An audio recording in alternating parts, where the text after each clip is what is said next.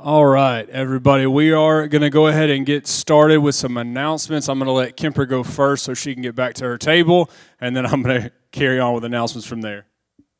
I texted him a list of what to say, and he said, I'm not saying any of that. Um, so next Friday, February 6th, is our first women's event of the year. We have 4 quarterly events. This is going to be a Galentine's pajama party. Pajamas are optional. If you don't want to wear that, you wear whatever you want, but I do know a bunch of ladies are going to be in pajamas just for a fun, casual element. We're going to do a craft. We have dinner, lots of fun. The tickets are $15. You can purchase one through any of the digital platforms, Venmo, Cash App, PayPal. You can send that to me. You can text me if you need help with that. Some people do pay cash at the door, but if you plan on doing that, please still let me know your name that you plan on coming so I have you on my list so we make sure we have enough food and supplies for everybody. We also offer childcare up to age 4 that is here at the church because we know those ages are really a lot harder to find trusted babysitters for people that are not, kids that are not potty trained, stuff like that. As far as older kids, we don't offer childcare for the older kids, but we are partnering with NFA. They are coordinating their open gym fundraiser the same nights that we're having our events. So it's not Freedom Life Church, but it is a fundraiser for NFA. They're doing it the same night, the same time as our events, just to give another option for people that have the older kids. So if you want that link to be able to sign up your kid, get with me and I'll get you that link, okay? To clarify, I did not refuse to say any of it. Her text said pajama party, pajamas optional, and I told her I was not going to tell a crowded room of women pajamas were optional. Then she comes up here and makes it sound like I was just being rude. That is not the case. Guys, so moving on to the next announcement. Guys, the same night they are doing that event, we are going to be having our Freedom Life Men Wild Game Dinner. We're going to be in the youth room. Just to give you all a heads up on the prizes for this year, we're going to be doing prizes for first, second, third place. The prizes, it's going to be announcements this week, but they include a CVA Scout rifle, a set of Vortex binoculars, and a Winkler knife, or a knife from Winkler Knives. So some really good, he'll be over there. He'll be a 1. There you go. So there are going to be some really good prizes. Real quick, if you plan on bringing a dish to enter that, please get signed up for that. We can get you a QR code. Let me know something so we have an idea of how many dishes we have coming to be entered for that. All the sides, drinks, desserts, all that's provided. The main dishes will be the dishes that people bring to enter for the competition. And the dish that you enter for the competition has to be primarily wild game, meaning you needed a license to harvest the animal. You didn't have to harvest it. You want to get online and order some exotic, fancy thing and cook with it? I don't care. That's on you. But it has to have required a license to harvest the animal, and that needs to be the primary part of the dish. So, ladies, y'all are having your pajama party. Guys, we're having a wild game dinner. Really good prizes, really good food. Looking forward to it. And the next announcement, the last thing I got, and we're going to get the semester rolling, is this weekend. David and Miha Norton from Romania are going to be here with us. For those of you that have been around a little while, you've seen them, you've met them, you've experienced their teaching. David and Miha, David is originally from the States.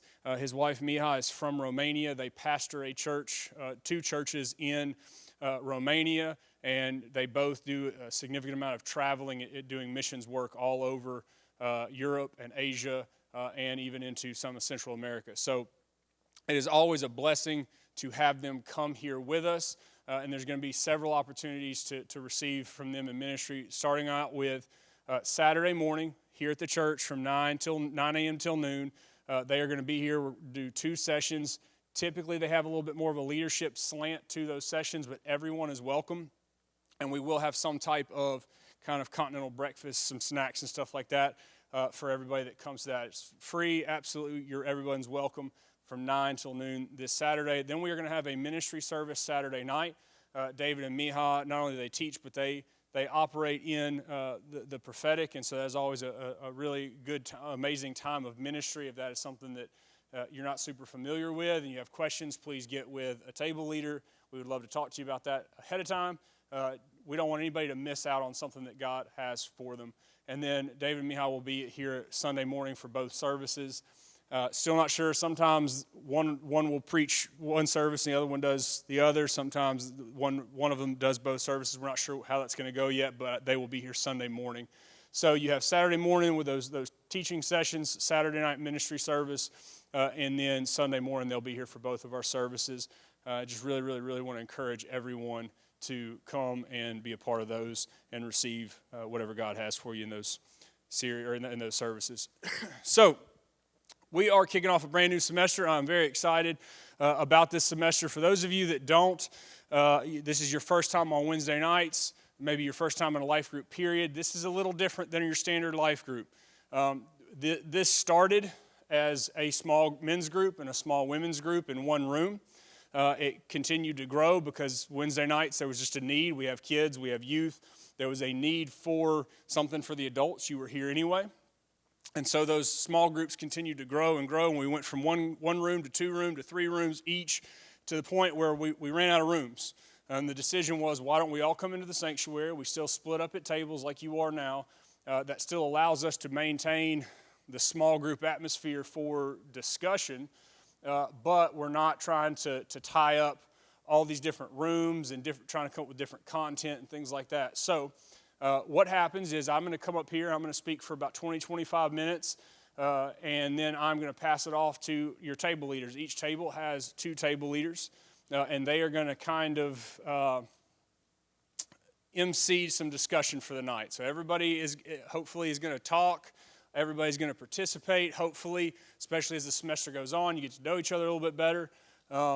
But there are questions that are already curated questions that they're designed to help kind of draw out some answers and information about your opinions and your thoughts on the content. So every week it's different questions. Every week it's going to be different content. And so like I said, I'll be up here. I'll talk for about 20, 25 minutes. And then I pass it off to your table leaders for some small group discussions. So we firmly believe Freedom Life Church in life groups as a whole, but the content-based type of life group, what we're doing here.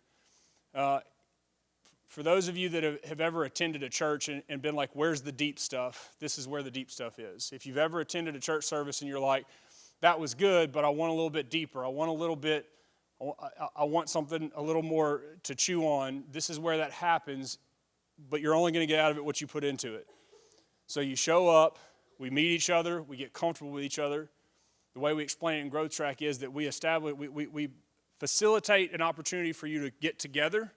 Then you get to know each other. You start feeling more confident, more comfortable, more safe with each other. And once you feel protected, we can start opening up, talking a little bit more. And that is where growth happens. So I really want to encourage you.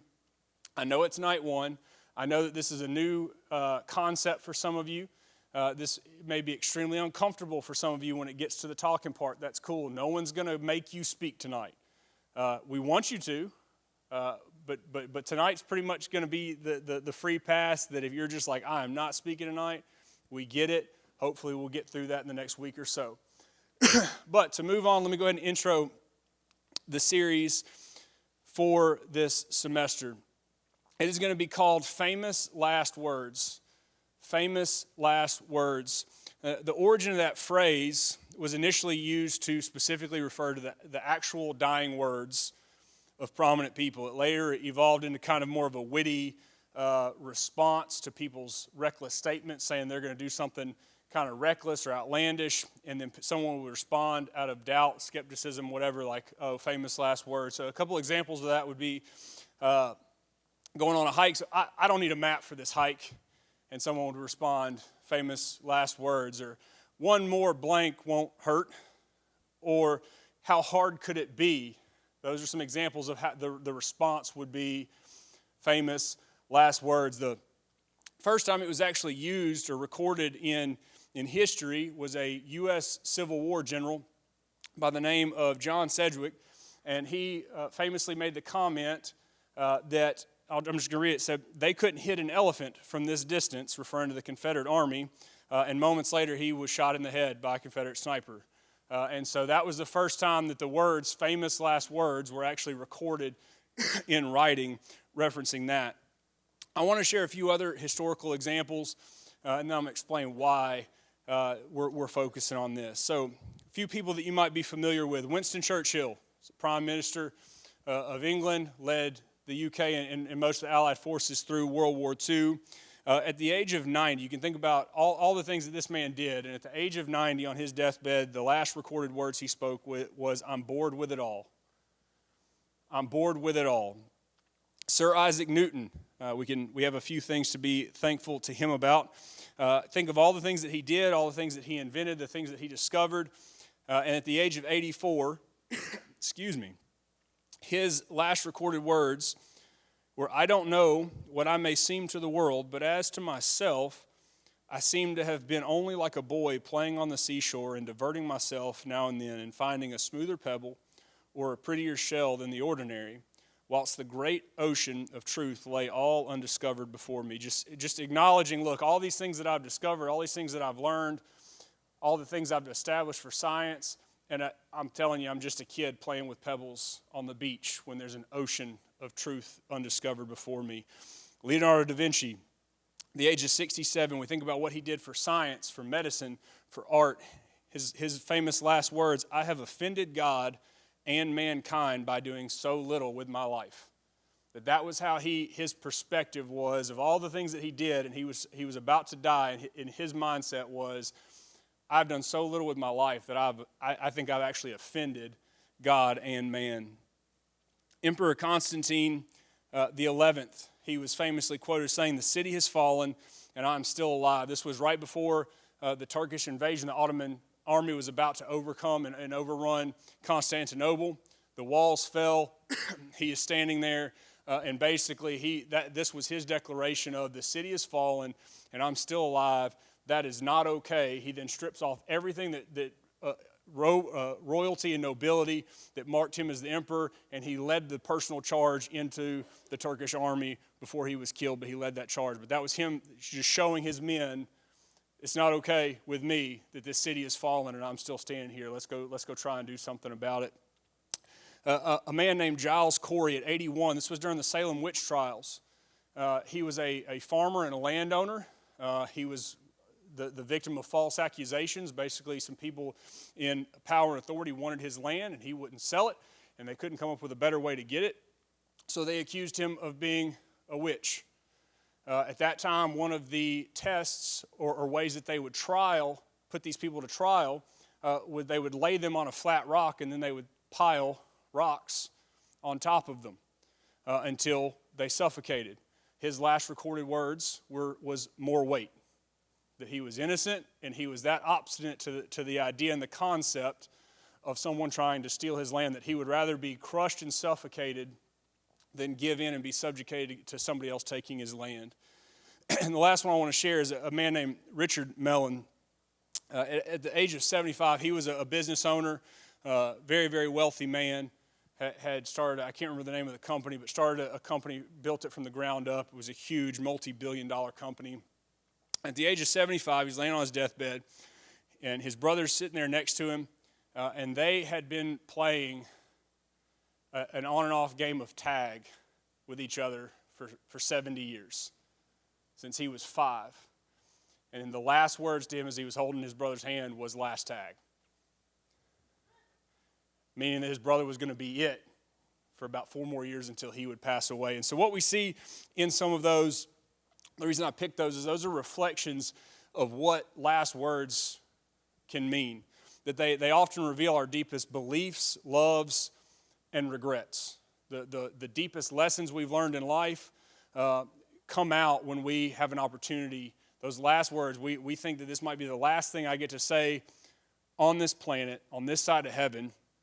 What do I want to communicate to the people around me, to the people I love? Those are our famous last words. And so what we're going to do for the rest of the semester is each week is going to be a different biblical character or book. And we're going to look at examples in Scripture of these people who God used in such mighty ways and in different ways, some good examples, some bad examples. And we're going to look at their last recorded words, that the culmination of their life, what was the message that they wanted to leave behind, and then we're going to look at what that actually reveals to us about what their deepest beliefs, loves, regrets, desires actually were. And so each week is going to be a different person or a different biblical character narrative. We're going to look at that. We're going to look at I'm going to start out with some context, of where we're at in Scripture and what's going on. I'm going to share with you the actual last words, and then I'm going to have a couple just life application teaching points to go with that each week. But this week, just to kind of set this up for the rest of the semester, I want to spend some time talking about words and the power of words, the importance of words. So just throw a few numbers at you. The average person speaks about 16,000 words per day. A study back in 2007 actually disproved the rumor, the concept, the idea that women spoke more than men. They actually found that on average that was not accurate. Both genders spoke the same. However, one study documented a person speaking over 120,000 words in one day. My bet is that was a woman. No offense. That's a lot of words. To put that into context for you, that is the same amount of words as a modern 500-page novel. That person spoke an entire novel in one day. I know some of you are like, I could do it. I'm sure you could. Even if you could, I would not stick around to witness it. You would lose me on like page 30. And I'd be like, nope, I'm out. Find another extrovert to share that with. Throw some other numbers at you, kind of give you an idea of where I'm going with the importance and value of words. I did a little bit of math. I took the words per day, or average words per day per person, and I multiplied it by the estimated world population, 8.3 billion people, and it was just under 133 trillion words a day spoken out loud every day. Looking at your life, taking that average words per day, the average lifespan in America is 78.4 years, and it came out to just at, or right at 458 billion words.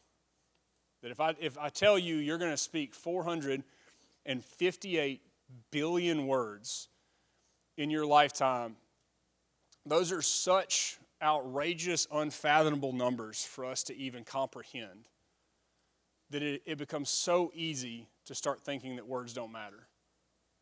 That one sentence, one statement out of 450 billion words, what is this one little thing going to hurt? What is this one little thing going to matter? Nobody cares. There's 133 trillion words being spoken out loud today. Who cares about that one sentence that came out of my mouth? But the Bible has a very different perspective on the spoken word. And so that's what we're going to look at for the rest of the night. And we'll run through some scriptures pretty quickly, and then we'll pass it off to your tables. But I want you to leave here tonight with a new perspective on the power and the importance of words. So, first point, words matter.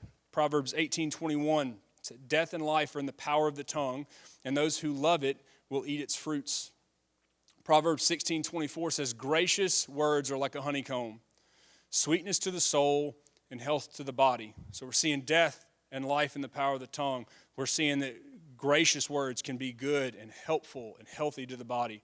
Proverbs 12:18 says, there is one whose rash words are like sword thrusts, but the tongue of the wise brings healing. So we just in those, when I tell you the number of scriptures I had written down, when I started researching scriptures that talked about the power of the tongue, the importance of spoken word and things like that, I had to quit even taking notes on it, and then I had to go back and cut it down to 3. The Bible is so clear that our words matter and that our words have power. So not only do they matter, but words are mirrors. They should be a reflection to us. Obviously, it affects other people around us, but our words should be a reflection and a reference point for us for what's going on inside and the type of the level of maturity we're at, the type of Christians, where are we at in our faith, we can get a pretty good temperature reading on that by what is coming out of our mouths. James chapter 3, verses 2 and then 4 through 5 says, "For we all stumble in many ways. And if anyone does not stumble in what he says, he is a perfect man, able also to bridle his whole body." So that scripture is saying, look, we all have problems, but if you don't stumble in what you say, if you have control of your mouth, everything else is in line. If you can control your tongue, you can control everything else in your life. We all know that that's not possible for humans, so we can all agree you cannot do that in and of yourself in your own power. Verse 4 picks up, "Look at the ships. Though they are so large and are driven by strong winds, they are guided by very small rudder, wherever the will of the pilot directs. So also the tongue is a small member, yet it boasts of great things." James chapter 1, verse 26 says, "If anyone thinks he is religious and does not bridle his tongue, but deceives his heart, this person's religion is worthless." So if you think you are righteous, if you think you're doing well, if you think you're a good Christian and a good person, and you don't have control over your mouth, you're fooling yourself. And what that's saying is that relationship, talking about the religion, the relationship between you and Jesus may not be as solid as you think it is if this isn't being controlled. Matthew chapter 12, verses 34 through 37, this is Jesus speaking. "For out of the abundance of the heart, the mouth speaks. What's in here will come out here. The good person out of his good treasure brings forth good, and the evil person out of his evil treasure brings forth evil. I tell you, on the day of judgment, people will give account for every careless word they speak. For by your words you will be justified, and by your words you will be condemned." Honestly, probably one of the most terrifying scriptures in the entire Bible, that we will give account to every careless word. Words matter. We can't get lost in that big number of 133 trillion when we know that we will have to give account for every word. So words matter. Words are mirrors that we can use to reflect and reference ourselves. Lastly, fewer are better. When it comes to words and speaking, fewer are better. Proverbs 29:20, "Do you see a man who is hasty in his words? There is more hope for a fool than for him." Another Proverbs 10:19, "When words are many, transgression is not lacking, but whoever restrains his lips is prudent." We probably all know at least one person that talks all the time and nobody listens to them. And we probably also know that one person that rarely ever speaks, and when they speak up, everyone listens. That's what that scripture is talking about, that when I just spew things at the mouth and my mouth runs, I have no control. Words, trouble is not going to be far behind. I'm talking faster than I can think. I'm talking faster than I can process. There's no way I can walk in love and grace and mercy and empathy when I am talking that much, that fast. In Proverbs 13:3, "Whoever guards his mouth preserves his life." So we've already talked about how it affects other people, but how does it affect us? "Whoever guards his mouth preserves his life. He who opens wide his lips comes to ruin." So I want to close out and leave y'all with a verse in Psalms. David's writing this, and it is a cry to God. It is a prayer, and it was I felt like it was a perfect cap to this content. But what we see, everything in David's life, everything that he did, everything he experienced, there are a lot of prayers he prays. There's a lot of things that he goes through, and he took time, effort, and God inspired this to be in Scripture. It says, "Set a guard, O Lord, over my mouth. Keep watch over the doors of my lips." It's in Psalm 141, verse 3. So, words matter. They are mirrors of who we are and what's inside, and fewer are often better. And I just want you to, if nothing else, that last verse I just read out of Psalms, I hope you'll have some great discussion, but I want you to walk away understanding that is a prayer that David prayed. It is a prayer that God wanted in Scripture for us, and it is a prayer that we can pray, that you can individually pray. If this is an area that you struggle with, I want you to know there is hope for that. That we see, you can look all through Scripture. Scripture is very clear not only about the importance of and value of words, but how hard it is to control and bridle our tongue. So the strongest will, the most determined attitude, you won't be able to do it long term. You'll only be able to keep it up for a little while. It's what's in here is going to come out of your mouth. So if you want to fix your mouth, you got to fix your heart. And that's what David is saying. God, help me. Create in me a new heart. Create in me a clean spirit. Put a door over my mouth. Set a guard on my mouth. Be watchful of that. So that's a prayer that we can pray. And I am so looking forward to this, the rest of the semester. We're going to be looking at people, Moses and Joshua. We're going to look at Samson and David, King Saul. We're even going to get into some New Testament characters, and we're going to take a look at what some of the apostles, that people who walked with Jesus and saw just outpouring of God's Spirit. When you walked on earth with Jesus, and you were present on the day of Pentecost, and you traveled and you were there at the formation of the New Testament church, I want to know what that guy has to say at the end of his life. And so I'm excited about the semester. Table leaders, y'all take it over, and I hope y'all have some great discussion.